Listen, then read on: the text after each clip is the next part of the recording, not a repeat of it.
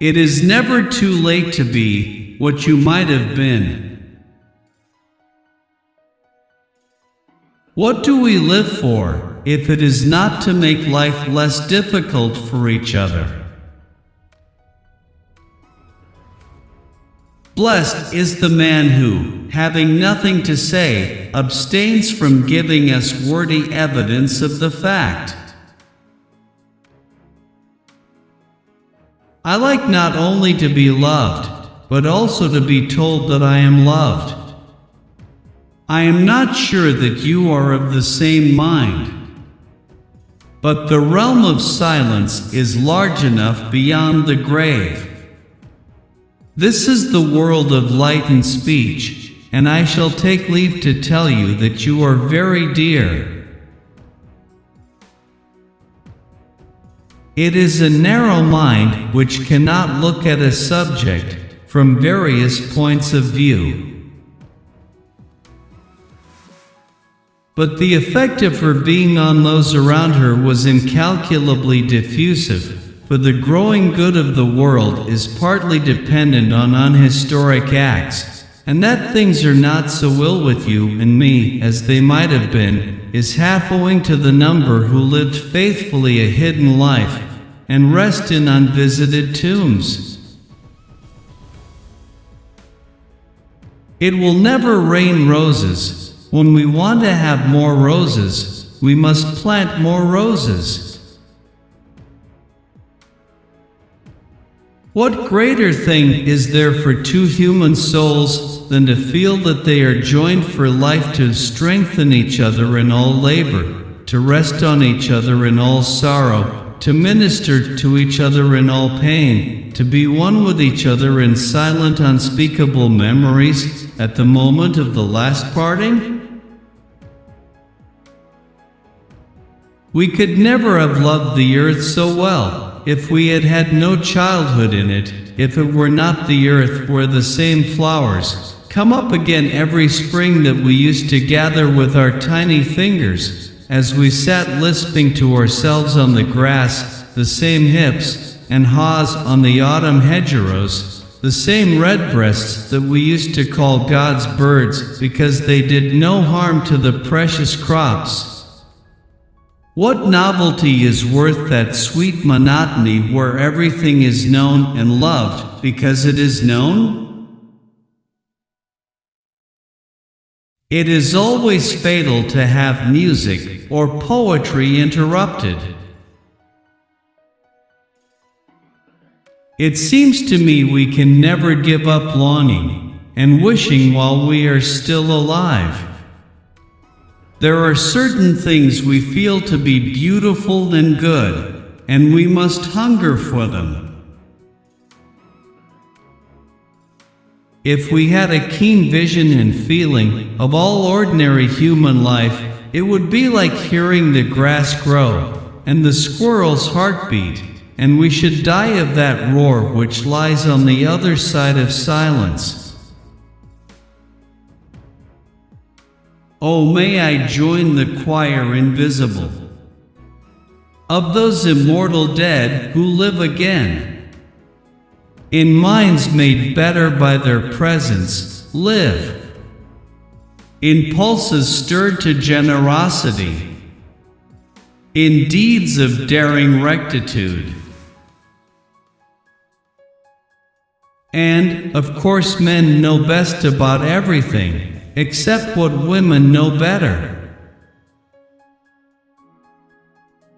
We mortals, men and women, devour many a disappointment between breakfast and dinner time, keep back the tears and look a little pale about the lips, and in answer to inquiry say, "Oh, nothing." Pride helps, and pride is not a bad thing when it only urges us to hide our hurts, not to hurt others. No evil dooms us hopelessly except the evil we love and desire to continue in and make no effort to escape from. Life seems to go on without effort when I am filled with music. Poor fellow. I think he is in love with you. I am not aware of it. And to me it is one of the most odious things in a girl's life, that there must always be some supposition of falling in love coming between her and any man who is kind to her. I have no ground for the nonsensical vanity of fancying everybody who comes near me is in love with me. Only in the agony of parting do we look into the depths of love. Is not this a true autumn day? Just the still melancholy that I love that makes life and nature harmonize. The birds are consulting about their migrations, the trees are putting on the hectic or the pallid hues of decay, and begin to strew the ground, that one's very footsteps may not disturb the repose of earth and air, while they give us a scent that is a perfect anodyne to the restless spirit. Delicious autumn. My very soul is wedded to it, and if I were a bird, I would fly about the earth seeking the successive autumns. Adventure is not outside man, it is within. Keep true. Never be ashamed of doing right. Decide what you think is right and stick to it. What loneliness is more lonely than distrust? Selfish, a judgment readily passed by those who have never tested their own power of sacrifice.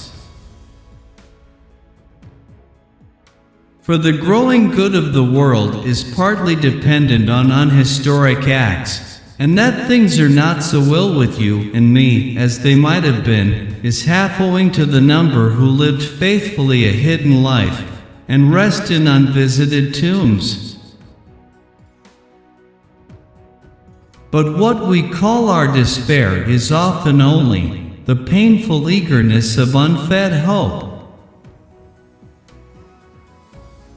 Animals are such agreeable friends, they ask no questions, they pass no criticisms. Hold up your head. You were not made for failure, you were made for victory. Go forward with a joyful confidence. I am not imposed upon by fine words, I can see what actions mean. Our deeds determine us, as much as we determine our deeds. It is surely better to pardon too much than to condemn too much.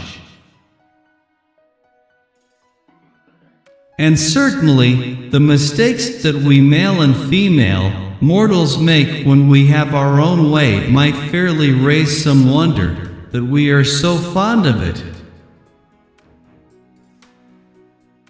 People are almost always better than their neighbors think they are. One can begin so many things with a new person. Even begin to be a better man. Don't judge a book by its cover. To be a poet is to have a soul so quick to discern that no shade of quality escapes it, and so quick to feel that discernment is but a hand playing with finely ordered variety on the chords of emotione's soul, in which knowledge passes instantaneously into feeling, and feeling flashes back as a new organ of knowledge. Blessed is the influence of one true, loving human soul on another.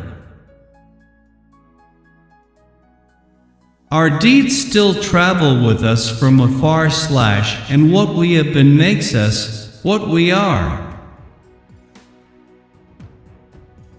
I desire no future that will break the ties of the past. One must be poor to know the luxury of giving.